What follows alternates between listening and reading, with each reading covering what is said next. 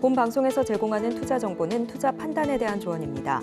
방송에서 제공하는 주식의 가치, 가격 상승 및 하락에 대해서는 방송사에서 보장하지 않습니다.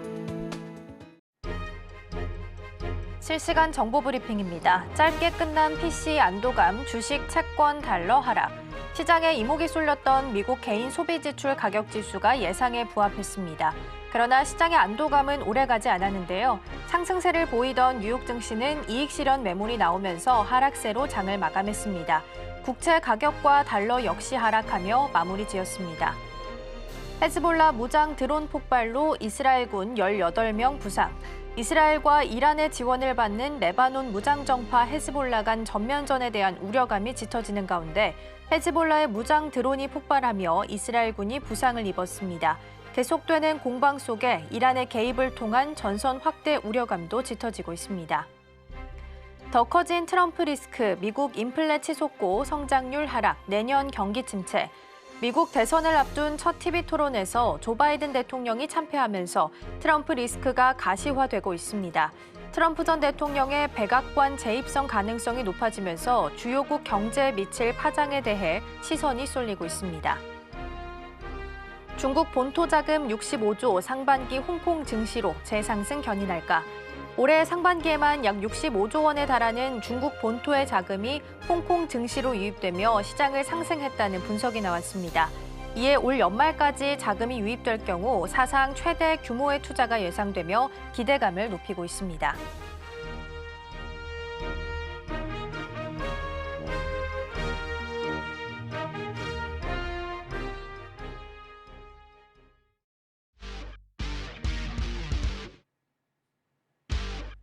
시청자 여러분 안녕하세요. 증시8 오늘의 승부주 시작합니다. 진행의 이가은입니다. 지난주 금요일 뉴욕 증시는 하락하면서 마감을 했습니다. 개장 전에 나왔던 5월 PCE 같은 경우에는 예상치에 부합하게 되면서 나름 좀 좋은 성적을 거뒀는데요. 그래서 장 초반에는 나스닥 지수가 다시 한번 사상 최고치를 갈아치우는 모습을 보였지만 이 상반기 마지막 거래일을 맞이해서 차익 실현 매물이 좀 나오게 되면서 상승세를 지속하지는 못했습니다. 이번 주 미국 증시 같은 경우에는 고용 지표가 대거 발표될 예정이고요. FOMC 의사록도 함께 주목하면서 움직일 것으로 보입니다. 우리 시장 안에서는 삼성전자의 잔정 실적 발표 예정되어 있으니까요. 참고하시기 바라겠습니다. 오늘은 하반기를 시작하는 첫날입니다. 특별한 마음으로 오늘 더 전략들 꼼꼼하게 체크해 보시면 좋겠습니다. 자, 그럼 증시8 오늘의 승부주 힘차게 출발해 보도록 하겠습니다.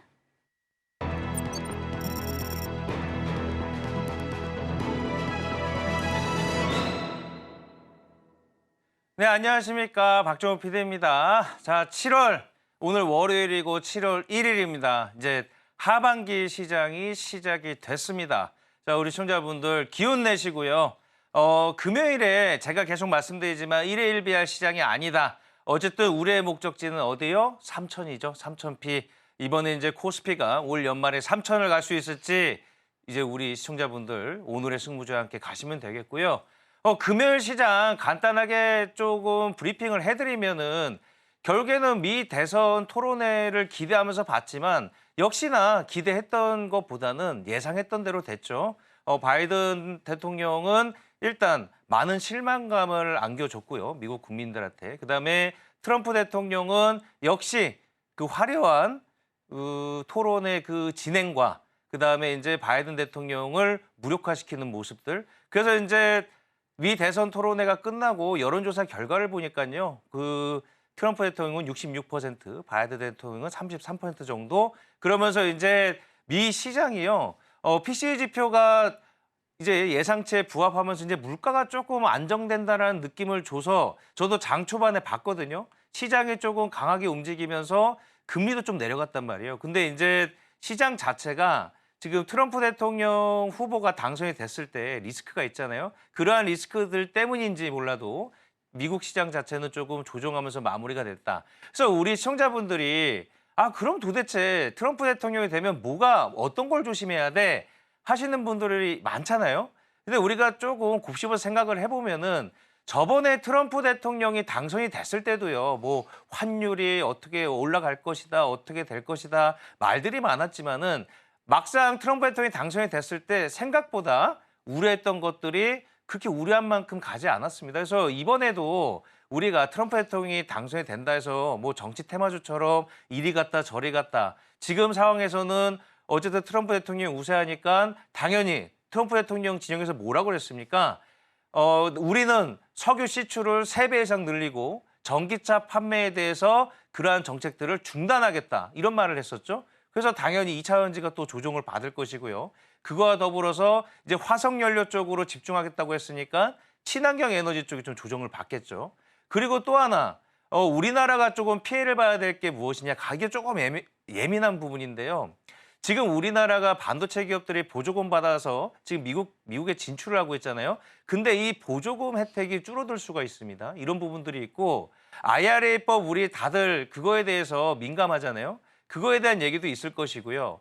그다음에 이제 또 하나 트럼프 대통령이 이번 토론에서 제가 조금 걱정하면서 봤던 거는 방위비 부담입니다. 그 나토뿐만 아니라 우리나라 얘기도 나왔거든요. 우리나라도 돈을 더 내야 된다. 이런 부분들. 그래서 이제 방산주들이 좀 올라가는 모습들. 그래서 우리 시청자분들이 제가 말씀드리지만 좀 우려를 해야 되는 섹터도 있지만 막상 또 트럼프 대통령이 당선이 됐을 때는 또 다른 결과물이 나올 수 있다. 그리고 제가 항상 강조하는 거 뭐죠? 항상 교집합을 보셔라. 바이든, 트럼프 그 각 진영에서 교집합되는 부분은 어쩔 수 없는 반도체와 인공지능은 속해 있습니다. 그래서 제가 이 말씀을 드리는 이유는 상반기에 우리 시장에서 외국인 투자자들이 제일 많이 담았던 부분 어떤 부분이죠? 지금 상반기에 외국인 투자자들이 26조 원 이상을 순매수했습니다. 어마어마한 금액을 순매수했는데 이 중에서 57%가 다 반도체였습니다. 그래서 우리 시청자분들이 생각하실 때는 너무 시장에 대해서 우려하지 마시고 지금 우리가 생각해야 되고 고민해야 될 것들이 많은데 하반기 시장을 우리가 깔끔하고 맑은 정신으로 들여다보고 포트폴리오를 재구성하셔야 되는데 이 미 대선 토론 1회 1비 하시면 안 된다. 이런 말씀 조금 드리고 싶고요. 우리 시청자분들 힘내시면 좋을 것 같고요. 그리고 이제 오늘이 이제 하반기 첫날이기 때문에 조금 이제 하반기 유망 항상 이거 해야죠. 안 하면 또 안 되죠. 7월 1일에 또 하반기 유망 섹터는 무엇입니까라는 질문 안 하면 또 혼나죠. 그래서 우리 유찬희 대표님한테 지금 얼굴 짝씩 눈을 감으셨는데 어쩔 수 없잖아요. 이거 숙명입니다. 이 네. 경제방송의 숙명. 7월 1일 방송에는 항상 하반기 유망 섹터 몇 개 집어주실래요? 근데 저는 지난주에도 몇 번 말씀드렸지만 똑같습니다. 사실은 자동차 그리고 반도체 그리고 이제 요즘에 좀 고민하고 있는 게 이제 바이오 쪽. 바이오. 네, 바이오 쪽이 좀 힘을 낼 수 있지 않을까. 왜냐하면 항상 바이오주들은 이제 약간 늦여름부터 좀 힘을 내거든요. 그렇기 때문에 뭐 이번에 좀 여름이 좀 빨리 오긴 했는데 만약에 7월 FOMC 이후에 금리 인하에 대한 기대감이 확신으로 바뀐다 그러면 아무래도 좀 바이오주가 올해는 좀 빨리 작년보다 평소보다는 좀 빨리 좀 시장 대비 수익률이 좋지 않을까 생각 좀 하고 있습니다. 근데 그 HLB 생명과학이 네. 금요일에 또 신용등급 하락받으면서 근데 뭐 바이오가 좀 HLB는 떨어졌거든요. 그냥 HLB 그 기업만 영향을 미치는 거지 바이오 전체적으로 나쁘진 않을 것 같다. 그러니까 예를 들어서 그렇다면 HLB 때문에 알테오젠이 빠진다라고 하는 건 말이 안 되는 거거든요. 그래서 알테오젠이라든지 뭐 유한양행 최근에 보면 유한양행도 주가 흐름 거의 신고가 흐름들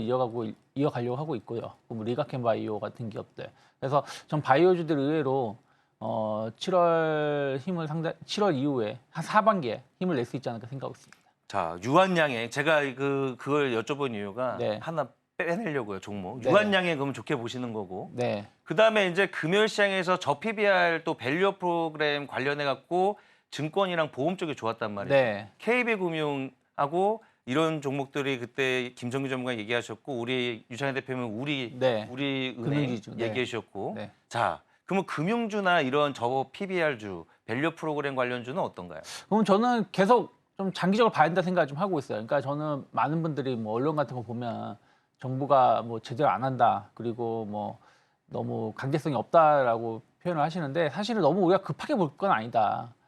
예를 들어서 일본 같은 경우도 한 10년 걸렸고요. 그리고 미국 같은 경우도 뭐 애플이라든지 이런 기업들이 자사주 사고 하는 이런 흐름들이 1, 2년 동안 나온 게 아니거든요. 진짜 몇십 년 동안 계속 이런 것들이 강화되면서 미국 증시가 계속 상승을 해온 거기 때문에 뭐 이제 우리나라 6개월 됐는데 못한다라고 볼멘 소리 낼 필요는 없다 생각 좀 하고 있어요. 최근에 기업들 보면 계속해서 저 PBR 이 밸류 정책에 부합하기 위해서 상당히 노력하고 있는 기업들이 많이 있거든요. 그래서 뭐 제가 얼마 전에도 말씀드린 HD 현대 같은 경우도 주가 보면은 계속 우상향 기조 이어가는데 그 중에 하나는 뭐 그 밸류업 프로그램 정책에 뭐 노력한다는 건 말은 안 했지만 계속해서 임원들이 자사주 매입하고 있고요. 비록 하락 마감했지만 그 현대글로비스 같은 경우도 물론 이제 이게 뭐 해석하기 나름이지만 어쨌든 무상증자라든지 뭐 배당을 더 확대하겠다 한 거 아니겠습니까? 그래서 그 대형 지주사들도 계속해서 이런 부분에 동참을 하려고 하고 있는 부분들이 있기 때문에 주가라는 게 뭐 이런 기업들이 혹은 뭐 KB금융, 우리금융지주가 뭐 상한가를 간다라고 매수하는 건 아니지 않습니까? 그쵸. 그래서 저는 좀 중장기적인 관점에서 본다라면 충분히 지금보다는 좋은 수익 기대할 수 있지 않을까 생각하고 있습니다. 중장기적으로 이왕 가치주에 투자하시는 분들이라면 그쵸. 차라리 금융주를 보시는 게 좋을 것 같다. 그래서 우리 유창인 대표님은 자동차 반도체 얘기도 해주시지만 일단은 제약바이오 얘기를 계속 강조해 주시는 부분. 저도 제약바이오도 이제 갈 때 됐다 이런 생각이 듭니다. 일단 HLB가 상반기에 조금 안 좋은 소식으로 조금 위축이 됐지만은 그 다음 타자는 유한양행이잖아요. 네. 유한양행이 또 좋은 소식을 줄 것 같고 유창인 대표님 이거에 대해서도 의견을 좀 듣고 싶어요. 개인 투자자분들이 상반기 성적표를 보니까 우리나라 시장에서 탈출을 많이 하셨더라고요. 지금 미국 주식을 거의 역대 최대라고 합니다. 120조 원을 매수를 해서 가지고 계시다고 하는데 저도 답답하죠. 이 박스피. 네. 근데 이런 부분들 미국 주식에 투자하러 가는 우리 서학 투자자분들에 대해서는 어떠한 생각을 갖고 계신가요? 뭐 기대 수익을 높이기 위해서 뭐 미국 주식 투자하는 거에 대해서는 뭐 충분히 일부분 해야 된다 생각 좀 하고 있어요. 근데 우리가 가만히 보면은 오해하는 게 있지 않나 생각 좀 하고 있어요. 물론 주가 지수는 박스피인 건 맞습니다.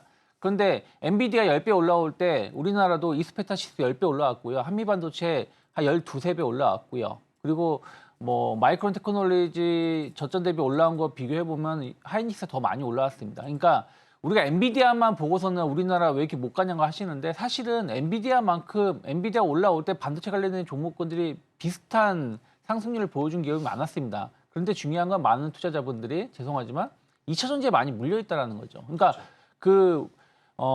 미국 기업을 할 때는 빅테크 기업을 투자를 하면서 왜 우리나라 기업을 투자할 때는 2차 전지라든지 이런 것만 집중하는지 모르겠습니다. 그래서 트렌드에 맞춰서 흐름에 맞춰서 투자를 하신다라면 미국 증시를 투자를 하시나 우리나라 증시를 투자하시나 저는 뭐 비슷한 수익을 얻을 수 있다 생각하고 있고요. 또 하나는 사실은 우리나라가 박스피라고 하지만 사실은 글로벌 증시만 본다라면 6월 한 달을 봤을 때 코스피가 제일 좋았습니다. 그러니까 나스닥하고 S&P 빼고 나면 코스닥이 좋았고 일본 증시도 전혀 못 올라갔거든요. 중국 증시도 고점 대비해서 거의 10% 가까운 조정을 보였고 유럽도 못 올라갔어요. 그래서 뭐 대만, 우리나라 증시 코스피는 나쁘지 않았다는 걸 감안한다면 생각하는 것만큼 코스피가 나쁘진 않다.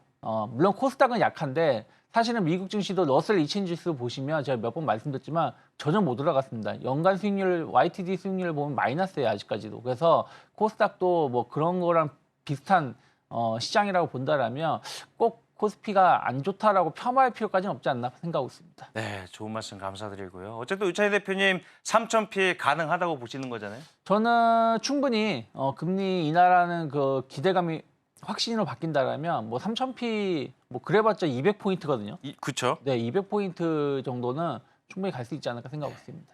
자, 제가 그 상반기 미국 시장이 이렇게 좀 좋았잖아요. 그래서 어떠한 종목들이 올랐나 봤더니 우리 시청자분들도 한번 시간 나실 때 오늘 한번 찾아보세요. 미국의 그 나스닥 지수나 뭐 이런 지수들 올랐을 때 어떠한 종목이 이끌었는지 얼마 되지 않습니다. 오히려 유창희 대표님 말에 저 동의하는 게 되려 우리나라 시장에서 대박이 난 종목이 더 많았다. 저도 이렇게 보고 또 말씀은 안 해주셨지만 우리 삼양식품, 라면계 엔비디아죠. 지금 뭐 불닭볶음면으로 엔비디아보다 더 많이 올라간 우리 삼양식품도 있고. 그래서 많은 시청자분들이 제가 생각할 때는 우리나라 시장 하반기에 대단할 거라고 저는 생각이 듭니다. 왜?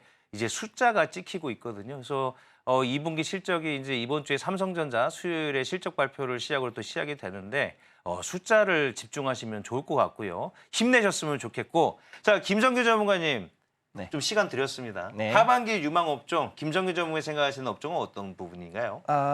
늘 말씀드렸듯이 첫 번째 전력 설비, 그다음 전기, 전선, 그다음에 고리 관련주. 첫 번째 이 세 가지가 우선은 무조건 하고 기본으로 깔려가지고 가야 된다고 보고 있고요.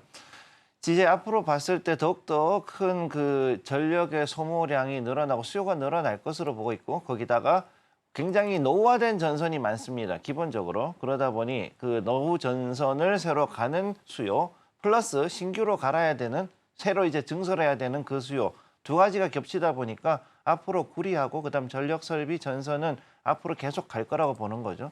특히나 지금 기후 변화가 있기 때문에 앞으로는 더욱 여름이 폭염이 갈수록 더 심해지고 그리고 해가 갈수록 역대급이라는 얘기가 계속 나올 거라고 저는 보고 있습니다. 그렇기 때문에 이 종목들은 무조건 베이스로 깔아줘야 된다라고 저는 보고 있고 그다음에 우리가 봐야 되는 거 원전, 그다음에 신재생은 지금 좀 흔들릴 수 있겠다 그러시지만은 그럼에도 불구하고 태양광이 지금 빠지는 자리에 있어요. 전체적으로. 그러면 이렇게 빠졌을 때 오히려 여기서 저점을 잡아서 다시금 매수 들어가는 것도 필요하고 그다음에 2차 전지는 제가 말씀드렸듯이 이달부터 해서 서서히 오히려 조금 더 올라갈 준비를 할 거다. 왜? ESS가 결국은 전기차 부분을 어느 정도는 그 수요 거기에서 부족했던 즉 그동안에 해가지고서는 줄어드는 수요에 대해서 새롭게 생성되는 수요로 해서 2차 전지가 커버가 될 거라고 보기 때문에 이 부분도 역시 좀 지켜볼 필요가 있다. 그래서 저는 이제 그 어느 정도 원자재와 그다음에 이 전력 에너지 관련된 쪽으로 조금 더 지켜보실 것을 권해드리겠습니다. 원자재와 에너지 관련된 것 이쪽 섹터를 얘기하셨고 그다음에 이제 또 질문이 있습니다. 일단 미 대선 영향인지는 몰라도 지금 뭐 지정학적 리스크 때문이겠죠. 해운 관련주들이 이제 하반기에 또 스타가 될 것이다라는 얘기가 떠오르고 있습니다. 네. 방산주도 마찬가지고요. 네. 이 해운과 방산 지금은 반도체와 자동차가 주도하면서 가고 있잖아요. 여기에 끼어들 수 있을까요? 들어갈 수 있고 거기에 조선까지 저는 하나 조선까지. 추가해 주시면 더 좋죠. 그러면 조선, 해운, 방산 네. 세 업종. 네. 역시 이제 그 지금 현재 슈퍼 사이클 들어가는 게 이 두 가지 그 자동차 조선은 무조건 하고 지금 여기 슈퍼 사이클에 들어가는데 그다음에 거기다가 이제 지금 지정학적 리스크로 인한 해운도 들어가야 되고 아까 말씀하셨듯이 이 세 가지는 무조건 들어간다고 보시면 됩니다. 네, 일단은 올 하반기에 해운주와 방산, 그다음에 조선까지 이 세 가지 업종도 들어갈 수 있다. 그래서 종합을 해보면 두 분에서 공통점은 일단 반도체는 일단 기본적으로 들어가고요. 전력설비, 자동차, 그다음에 유창희 대표님은 제약바이오, 그다음에 밸류 프로그램을 우리가 이용한 우리 가치 투자자분들은 좀 금융주 관심 가지면 좋으실 것 같고 그다음에 신흥으로 좀 여기에 좀 끼어들 수 있는 업종은 바로 해운, 조선, 그다음에 방산입니다. 이 해운, 조선, 방산은 참 오랜만이에요. 그렇죠? 계속 이렇게 스타가 되는 부분들. 우리 시청자분들 일단 오늘도 그렇지만은 7월 한 주간 이제 이번 주에 삼성전자 실적 발표도 하겠지만은 유창희 대표님하고 김성규 전문가님을 괴롭혀서라도 좋은 종목 우리 시청자분들 포트폴리오 연말에 따뜻한 나라 우리 놀러 갈 수 있게끔 포트를 짜드리도록 하겠습니다. 하반기에서도 달릴 예정이고요. 그렇다면은 저번 주 금요일 6월 마지막 장에서 오늘의 승부주의 결과는 어땠는지 일단 화면으로 만나보시겠습니다. 자, 나이백 일단 제약바이오 업종 얘기해 주셨는데 이날은 조금 HLB 관련돼서 조금 투자가 심리가 위축이 되는 바람에 제약바이오가 전반적으로 조금 재미없는 하루였습니다. 일단 보합. 자, 그리고 김성규 전문가 해성DS 일단 2.68% 수익률, 아주 좋은 수익률 거두면서 마무리를 했네요. 일단 이 수익률 같은 경우에는요, 하루치 수익률입니다. 일주일 한 달 아닙니다. 그러니까 오해 안 하셨으면 좋겠고요. 일단 차 대표님 제약바이오 얘기해 주셨으니까 이어서 나이백 신규 접근 가능하겠죠? 네, 뭐 저는 충분히 가능하다고 생각하고 있어요. 그날 갭상승 나오고 나서 이제 거의 약보합 정도 마감을 했는데 충분히 뭐 이 정도는 계속해서 횡보 최근 그 흐름들을 보면은 그 한 10거래일 정도 횡보하고 있는 거기 때문에 충분히 그 기간 조정 매물 소화를 하고 나면 충분히 고점 돌파 가능하지 않을까 판단하고 있습니다. 네, 그리고 일단 나이백도 나이백인데 대한해운을 네. 조금 AS를 해주셔야 될 것 같습니다. 이 해운주가 좀 재밌는 게요. STX 그린로직스 갔다가 네. 어느 날은 흥하해운 갔다가 대한해운 갔다가 그다음에 네. KCTC도 그때 네. 얘기해 주셨잖아요. 번갈아 가면서 이렇게 순환매를 들어요 안에서. 네. 자, 대한해운 올랐는데 유창현 대표님 생각에는 이 대한해운 아직 더 갈 것 같습니까? 아니면은 지금 수익 실현하고 다른 쪽으로 갈아타야 될까요? 지금 분위기는 사실은 해운주가 더 갈 수 있다라고 보고 있거든요. 근데 다만 이제 조금 힘을 더 내려면 H&M이 이제 그 매물 돌파를 준비하고 있기 때문에 H&M 매물 돌파한다 그러면 이제는 확실히 간다라는 분위기가 형성될 수 있다 생각하고 있어요. 거의 12주 연속 상하이 컨테이너 지수 상승했고요. 뭐 이따가도 말씀드릴 거지만 중동 이슈들. 그러니까 사실은 지난주 금요일에 대한해운이 오르면서 좀 변화가 있다고 생각을 한 건 뭐냐면 사실은 STX 그린로직스는 작은 회사거든요.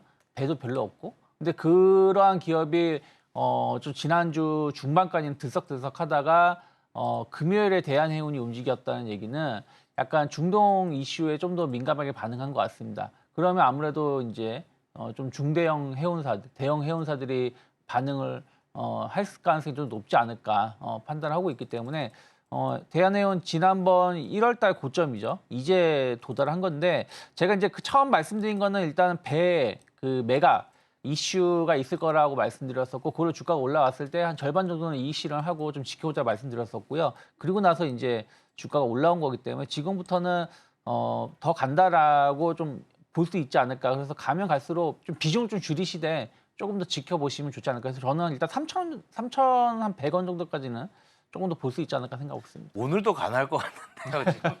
지금 2,900원 정도인데 어쨌든 이런 느낌이네요. 일단 대한해운 일단 수익 실현한 절반 이상 챙기시고 나머지 물량을 일단 갈 때까지 한번 가보시는 네. 전략 좋을 것 같고 상해운임 지수가 이번 주에도 한 6% 올랐습니다. 거의 뭐 매주 오르는 느낌. 자, 그래서 해운 업종이 상당히 뜨겁다 이렇게 좀 말씀드리고 싶고요. 그다음에 김성규 전무 해성 DS 신규 접근도 가능할 것 같은데 어떻게 보시나요? 네, 아직까지? 신규 접근은 충분히 가능한 자리라고 보시면 되고요. 일단은 지금 차트 한번 보시게 되면은 여기에 44,000원에서 45,850원대에 여기에서 조금 약 한 10거래일 정도 해서 여기에 그 횡보 라인을 형성을 하고 있는 걸 볼 수가 있죠. 그리고 그 금요일 같은 경우에 여기 5일선에 그 이평 저항을 맞고 지금 떨어졌는데 그럼에도 불구하고 현재 자리에서 봤을 때 충분히 한 번 더 올라갈 수 있는 자리에 있고 전체적인 포지션 자체도 보시게 되면은 이렇게 지지를 받는 상태에서 저점에 와 있는 걸 볼 수가 있습니다. 지금 굉장히 자리가 좋습니다. 그렇기 때문에 현재 자리에서 신규 접근하셔도 충분하고 오히려 여기에서 떨어졌다 그러면은 조금 더 물량 실으셔도 나쁘지 않겠다. 이렇게 말씀드리겠습니다. 네, 그리고 현대차가 역시 6월 마지막 장에서도 빛을 냈고 신고가를 냈는데 이게 참 30만 원 한번 보여주면 좋을 텐데 500원 차이로 또 30만 원을 못 받습니다. 앞자리가 좀 바뀌었으면 좋겠는데. 자, 일단 아직까지도 현대차는 저 PBR 종목이네요. 1배수도 안 되는 저평가 기업. 이게 말이 됩니까? 아, 오늘은 이제 이번 주는 좀 앞자리 3을 좀 볼 수 있을까요? 아마 잠깐 터치는 할 수 있을 것 같긴 한데 개인적으로는 조금 그 조정을 받지 않을까 싶습니다. 왜냐하면은 그 금요일에 대선 토론 영향이 조금 있기 때문에 약간 조정을 받았다 갈 수는 있는데 그렇지만 현재 자리 봤을 때는 굉장히 전체적인 추세 자체는 좋고 그다음에 계속해가지고 우상향으로 들어갔습니다. 지금 그래서 완전 그야말로 이제 공격 루트를 이제 들어갔기 때문에 여기서는 빠져나오는 게 굉장히 힘든 자리죠. 약간의 조정은 있을 수 있지만 그렇다고 해서 이 추세 자체를 꺾기에는 굉장히 어렵다. 즉 당분간은 좀 더 상승할 거라고 보시면 되겠습니다. 근데 이제 저도 금요일에 조금 조마조마했던 거는 이제 트럼프 대통령이 만약에 우세하거나 당선이 됐을 경우에는 우리나라 현대차가 조금 타격은 있을 거잖아요. 네. 걱정이 되는데 일단 말씀하신 것처럼 좀 수익이 좀 어느 정도 많이 나시는 분은 한 절반 이상이라도 조금 대피했다가 다시 들어가는 전략은 어떻게 보세요? 그거는 이제 그 투자자님 성향에 따라 달라질 수 있는데 여기서 우선은 이미 제가 말씀드렸던 목표가는 돌파를 했죠. 네. 그리고 목표가를 돌파한 상태에서는 충분히 이제 절반 정도 수익 실현하시는 거는 맞고 그렇다면 남은 걸 가지고서 다시 들고 가느냐라고 했을 때 저는 일단은 남은 부분은 더 들고 가셔도 된다. 즉 수익 실현은 지금 하셔도 상관이 없고 이미 이전에 하셨던 분들은 그냥 들고 가셔도 되고 두 가지 옵션 드리겠습니다.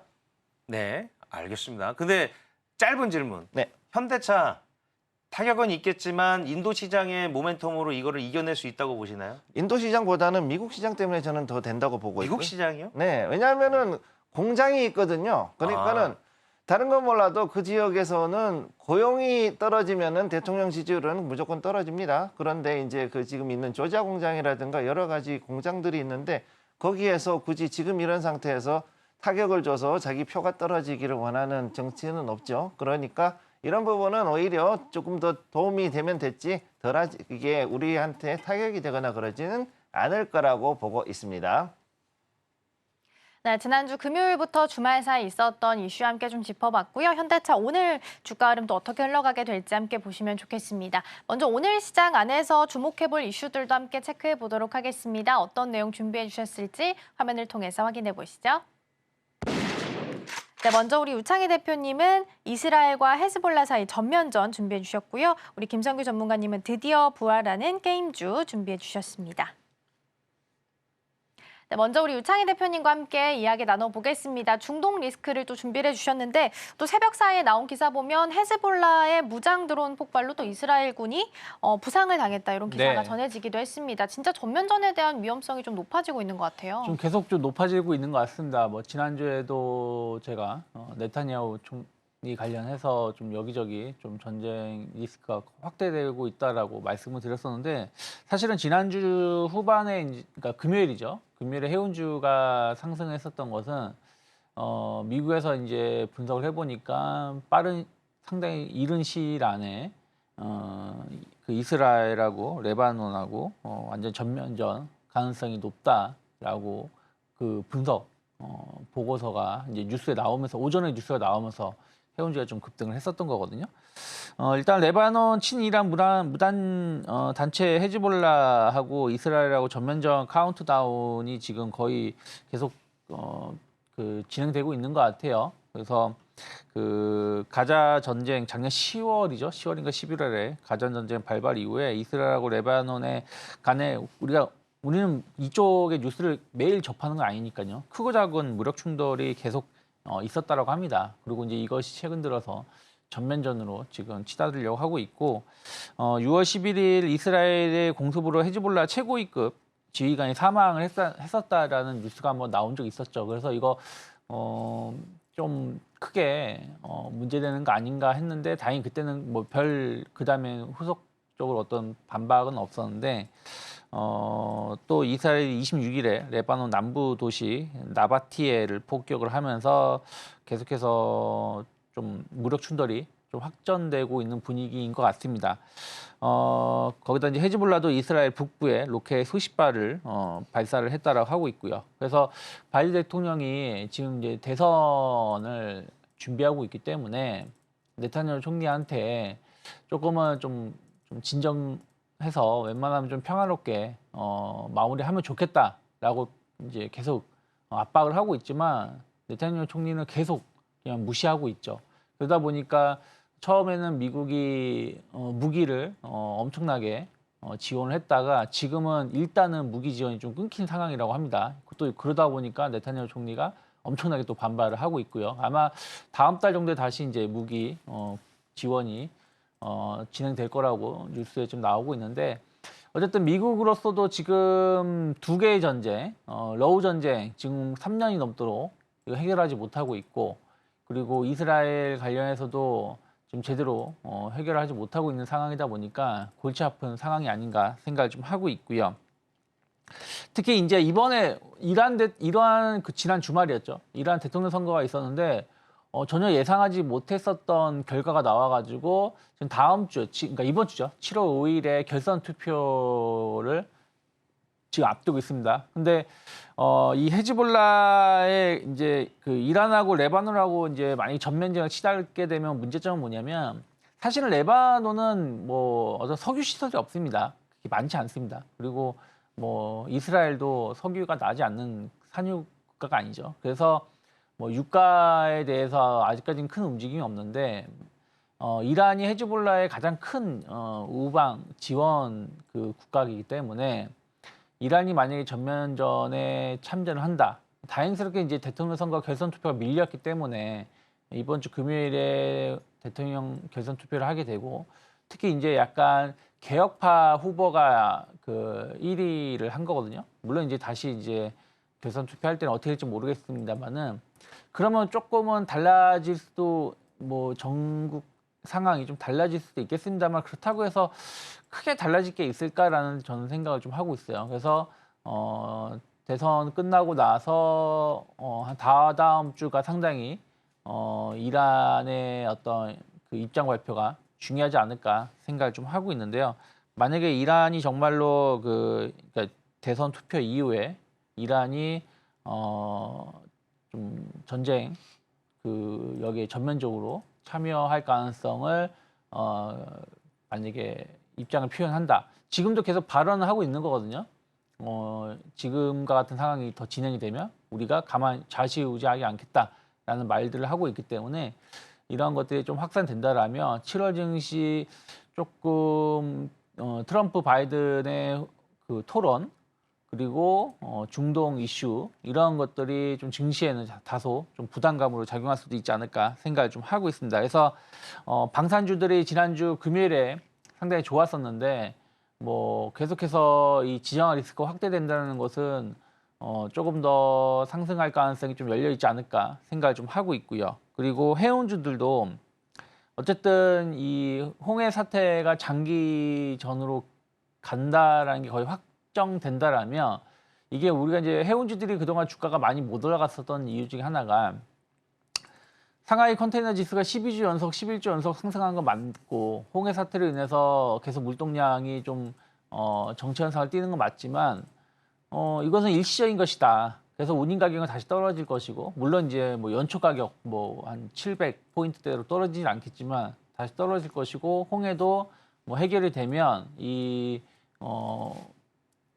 물동량 문제도 뭐 빠르게 해소되지 않겠느냐라는 어떤 기대감들 이런 부분들 때문에 주가가 못 올라간 것인데 이게 정말 장기전으로 간다라면 아무래도 해운주들이 더 들썩거릴 수도 있는 이슈가 되지 않을까 판단을 좀 하고 있기 때문에 일단 이번 주 초는 이 이스라엘 사태를 조금 더 지켜보면서 한 주를 준비해야 되지 않을까 판단하고 있습니다. 네, 하반기를 시작하는 첫날이긴 하지만 조금 무거운 주제가 증시를 좀 짓누를 수도 있겠다라는 부분은 좀 고려를 하셔야 될 것 같습니다. 해운주랑 방산주 주목해보자라고 말씀을 좀 해주셨는데 해운주 같은 경우에는 앞서서 살짝 살펴보긴 했지만 네. STX 그린로지스나 아니면 흥하해운, 대한해운 이런 종목들이 조금 더 잘 갔던 것 같아요. 예를 네. 들어 HMM보다는 네. 훨씬 더 잘 갔다라는 느낌이 좀 드는데 원래 대장주보다 이렇게 작은 종목들 위주로 이렇게 안 갔던 종목들 찾기 시작하면 네. 순환이 끝이 났나? 끝물에 왔나라는 생각이 또 들긴 하거든요. 근데 반면에 컨테이너 지수 너무 잘 나오고 네. 있잖아요. 그래서 이 판단을 어떻게 내려야 할지 궁금하거든요. 네, 그러니까 저는 일단은 해운주들에서 이제 이번 주에 우리가 지켜봐야 될 것은 H&M이 이제 이 매물대 2만 원을 돌파시켜 주느냐예요. 만약에 H&M마저도 이 2만 원 매물대가 돌파가 되면서 1월 달 고점 때 2만 2천 원까지 올라가려는 모습을 보여준다라면 이렇게 큰 기업이 움직인다는 얘기는 이거는 정말 오래 간다라는 것을 확인시켜 주는 것이고 그러면 아무래도 중소형 해운사들 대한해운 같은 경우는 충분히 더 올라갈 수 있다라고 생각을 좀 하고 있고요. 그리고 이제 뭐 동방이라든지 KCT 같은 기업들 뭐 이런 기업들은 결국에는 해운 그 운임 지수가 상승한다는 얘기는 이 컨테이너 처리 비용이 비싸지기 때문에 상승하는 거거든요. 단순하게 뭐 홍해로 안 가고 희망봉 우회하니까 기름값이 더 들고 한다라는 것보다도 그런 것도 비용이 들어가지만 사실은 이 물량이 적체 현상을 계속 띠고 있기 때문에 지금 미국 같은 경우는 동부 동부 해안 그 노동조합이 약간 파업 가능성 이런 부분들 때문에 제대로 처리가 안 되고 있다고 하거든요. 그래서 지금 컨테이너 처리 비용이 뭐 엄청나게 비싸게 지금 올라가고 있다고 합니다. 물론 이제 코로나 시절까지는 아니지만 그래서 이 컨테이너 처리 비용이 비싸진다라는 것은 결국에는 아까 말씀드린 것처럼 동방이라든지 KCT 같은 기업들의 실적이 좋아질 수 있는 부분들이기 때문에 이런 부분들을 같이 바라보시면 좋지 않을까 생각을 좀 하고 있습니다.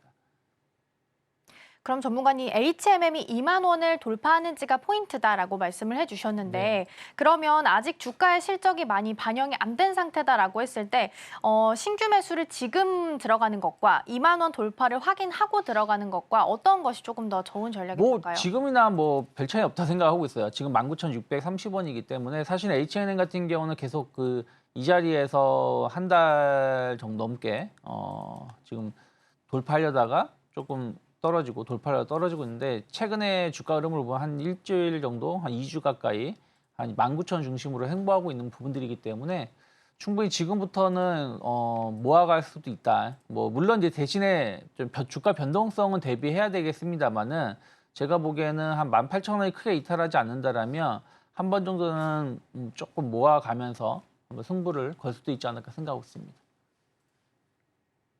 네, 그렇다면 중요한 지지 라인을 18,000원 선으로 좀 보시면 좋지 않을까 싶습니다. 자, 그럼 이어서 이번에는 게임주 함께 살펴보도록 하겠습니다. 워낙 좀 대여 시프트업 IPO 이슈도 있고 게임주들 최근 좀 흐름 나쁘지 않게 흘러가고 있는 것 같은데 어떤 내용을 또 준비를 해주셨을까요? 네, 지금 첫 번째 보셔야 되는 거 우선 중국 쪽으로 나오고 있는 그 매출들이 조금씩 회복이 되고 있다는 거 우선 그거를 말씀드리고 싶고요. 지금 보면은 그 넥슨에서 하는 그 던전 앤 파이터 그 던파라 그러죠. 던파가 지금 그 중국에서 3,700억 원 정도 일단은 매출을 올리기 시작했다. 그래서 어느 정도는 이제 한한령에 대한 그 약간은 그런 부분이 풀리지 않는가. 특히 최근 들어서 그 파노 같은 것도 조금씩 허가가 나오고 있는 그런 상황이다 보니까 이것을 보았을 때 이제 조금은 중국으로 했던 그 게임주들의 그 움직임이 약간은 좀 풀리지 않을까라는 그런 움직임이 보이고 있습니다. 그다음 두 번째로 보면은 지금 보면 전체적인 게임주들이 대부분 저평가 구간에 접어들었고 일부는 이제 드디어 반등해서 상당히 좀 어느 정도는 이제 수익권에 들어와 있는 그런 부분이 있는데 이제는 저평가 구간을 많이 넘어서서 조금은 그 저가 매수가 들어올 수 있는 부분, 즉 반등의 기운이 조금씩 느껴지는 그런 종목들이 하나 둘 발생하고 있다는 게 굉장히 좀 그 주목할 만한 부분이라고 보고 있고요. 그다음에 또 우리가 지금 지켜봐야 되는 거 지금 계속해서 역시 신작 게임들이 계속해서 나오는데 뭐 옛날의 것들에 대한 대규모 업데이트도 있지만 완전히 신작을 만들어서 이것들을 현지에 있는 그 퍼블리셔들하고 같이 연결해서 이제 그렇게 배급을 하는 그런 것들도 나오고 있다. 그래서 이로 인해서 이제 뭐 어느 정도 그 신작 효과라든가 이런 것들을 보는 게임들이 이 게임주들이 하나씩 이제 반등이 조금씩 이루어지고 있는 거를 볼 수가 있습니다.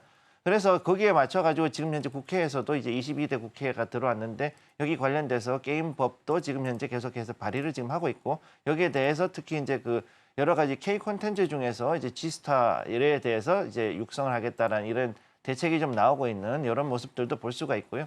그래서 여러 가지 특히 게임법 발의가 지금 많이 되어 있는데 이 부분이 조금 재미있게 돌아가고 있다. 예전에는 보면은 뭐 12시 넘어가면 게임 못한다부터 해가지고 뭐 여러 가지 그 규제안들이 나왔던 거에 비하면은 지금은 게임법이 상당히 조금 유연해지려는 움직임을 보이고 있다. 아직은 뭐 발의만 됐고 통과가 되진 않았으니까 이걸 얘기하기는 어렵지만 그래도 아직은 봤을 때는 예전에 비해서는 조금 더 유연한 자세로 왔다라고 볼 수가 있는 거고요.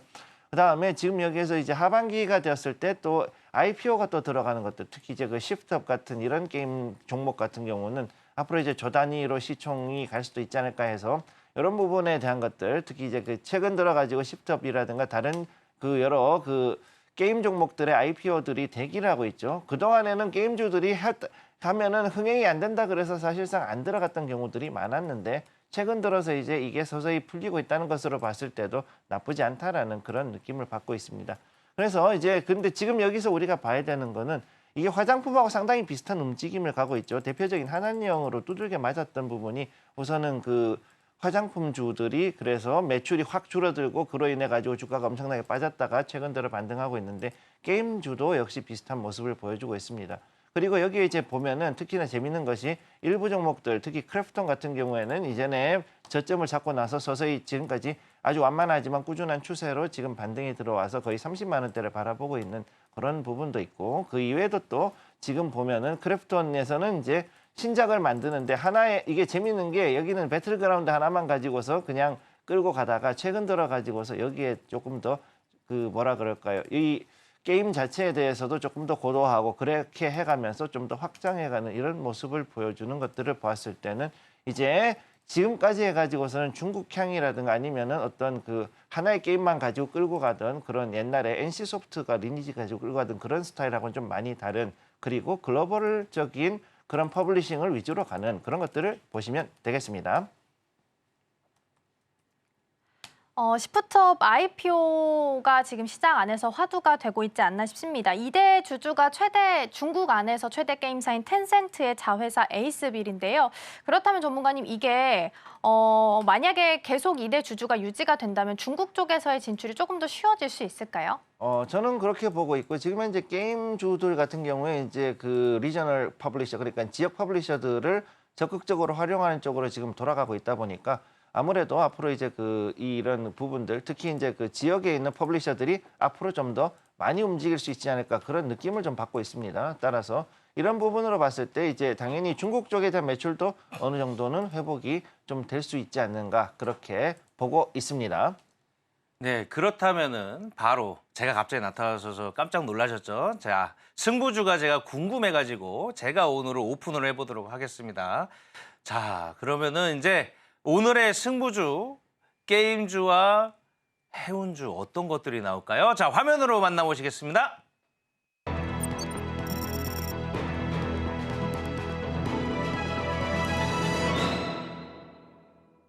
자, 그러면은 CG로 우리 어떤 종목이 나왔는지 화면 주세요.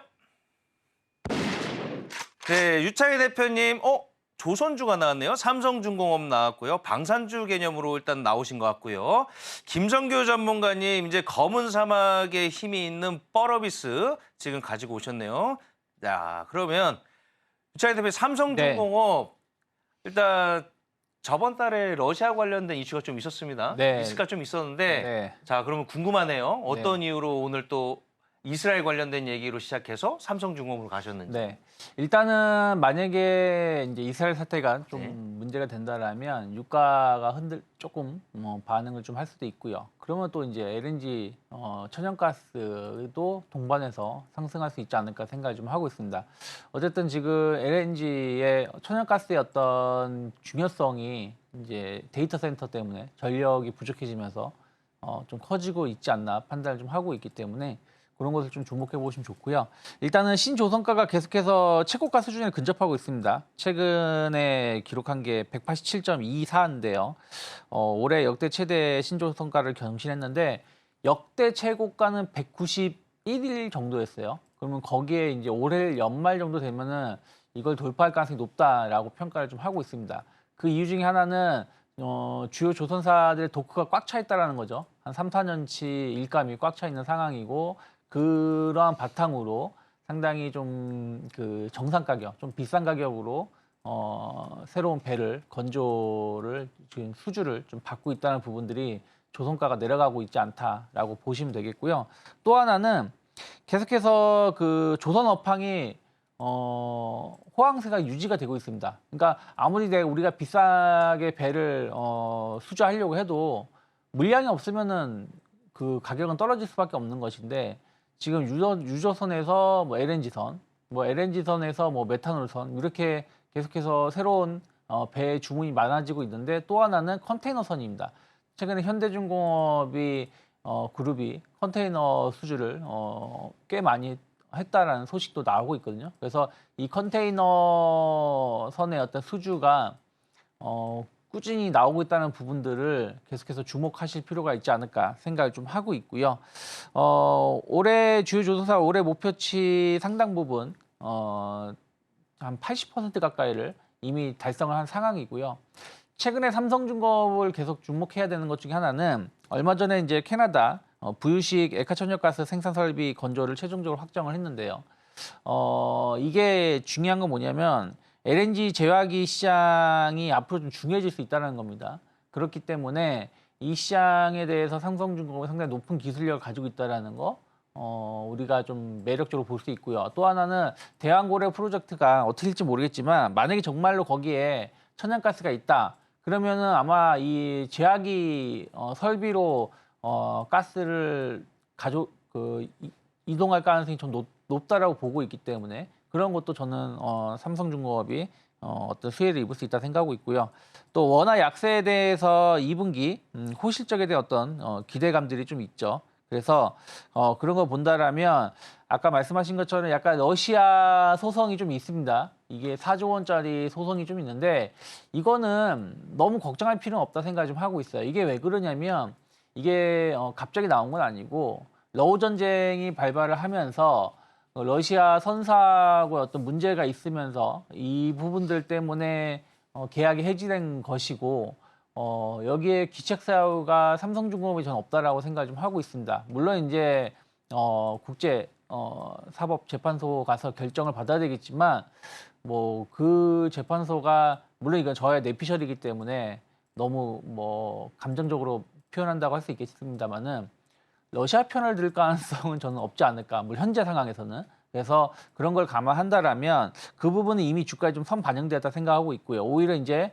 다시 최근에 수주라든지 2분기 실적에 대한 어떤 기대감을 주가가 좀 반등을 하고 있는 것이기 때문에 제가 사실은 삼성중공업은 지난 4월 달에도 한번 우리 이 프로그램 초반에 한번 말씀을 드렸었는데 다시 그 자리에 있습니다. 그래서 그때하고 똑같습니다. 8,600원이 크게 이탈하지 않는다라면 분할 매수 가능하다 생각하고 있고요. 저는 1차 목표가 11,000원 계속 유지할 수 있지 않을까 생각하고 있습니다. 네. 일단 매수가는 시초가, 그다음에 목표가 11,000원, 손절가 8,600원, 그리고 이제 유차인 대표님이 한번 언급했던 종목이었죠. 일단 러시아 관련된 리스크는 이미 알려져 있는 내용이었었기 때문에 너무 크게 걱정하지 마시되 그래도 조금의 변수는 있다. 이렇게 좀 생각해 주시면 될 것 같고요. 그다음에 펄어비스 궁금합니다. 오랜만에 나온 게임주 펄어비스 어떤 전략을 주실 건가요? 네, 지금 봤을 때 펄러비스 지금 되게 재밌는 자리에 있고 그다음에 우선 여러분이 다 알고 있는 게임 개발사이면서 또 이제 그 서비스 공급하는 회사 그리고 퍼블리싱까지 하는 그런 종합 회사라고 보시면 되겠습니다. 모두 다 알고 있는 그 검은 사막 시리즈 일단 이쪽으로 해서 굉장히 많은 상당히 많은 히트를 쳤었죠. 그랬다가 최근 들어 가지고서 계속 힘들었는데 1분기에 들어오면서 갑작스럽게 어닝 서프라이즈가 크게 나오고 흑자 전환을 했던 기업이 되겠습니다. 그리고 이 시기에 맞춰 가지고서 대규모의 투자가 끝나고 여기에 대한 회수가 들어가면서 사실상 이제 조금은 자금이 잘 들어오고 있는 그런 종목이라고 보시면 되는 거죠. 그래서 지금 봤을 때는 신작 3종 시리즈를 지금 내놨죠. 붉은 사막이나 도깨비, 플랜8 같은 이런 종목들을 이런 게임들을 계속 내놨기 때문에 이로 인해서 포트폴리오를 좀 더 다변화하려는 그런 움직임을 지금 보여주고 있고 특히나 이제 중국의 이 검은 사막 모바일 들어갔다가 완전히 참패하고 난 다음에 여기에 대해서 다시금 철저하게 준비를 해서 이번에는 지역에 있는 퍼블리셔 즉 텐센트와 배급 계약을 해서 이제 완전히 현지화를 준비를 하고 있는 것을 봤을 때는 앞으로 봤을 때 충분히 중국 쪽에서의 매출을 다시 한번 일으킬 수 있는 그런 요소가 있다라고 보시면 되겠습니다. 자, 그럼 차트 한번 보시게 되면은 현재 35,000원짜리를 디디고 여기가 이제 지지점이었죠. 그랬는데 기존에는 엄청나게 떨어졌다가 4월에 이 깜짝 실적이 나온 이후부터 지금 추세를 바꿔서 계속해서 이렇게 상승하는 이런 모습 보여주고 있습니다.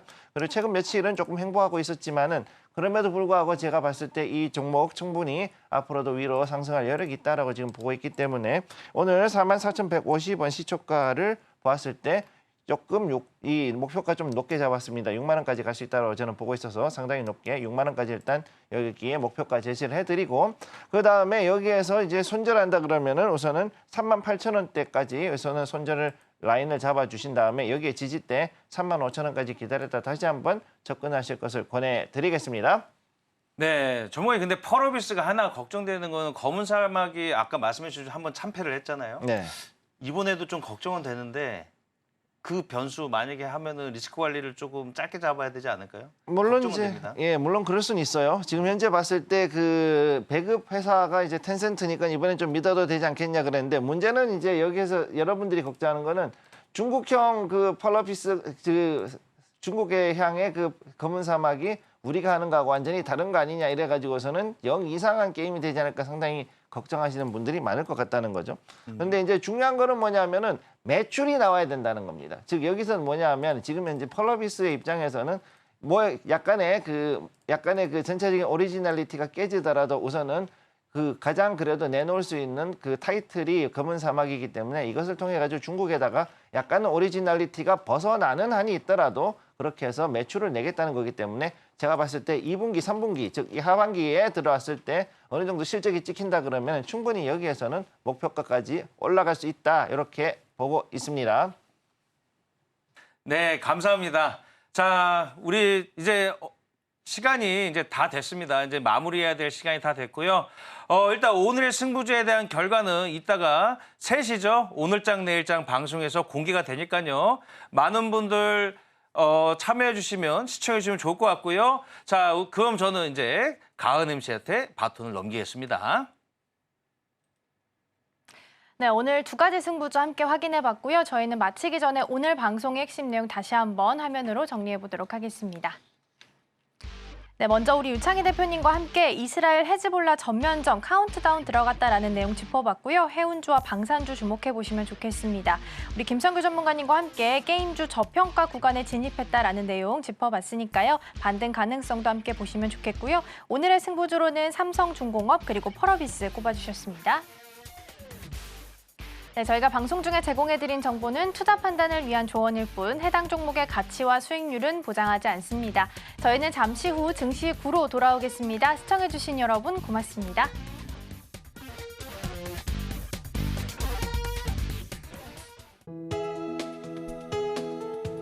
본 방송에서 제공하는 투자 정보는 투자 판단에 대한 조언입니다. 방송에서 제공하는 주식의 가치, 가격 상승 및 하락에 대해서는 방송사에서 보장하지 않습니다.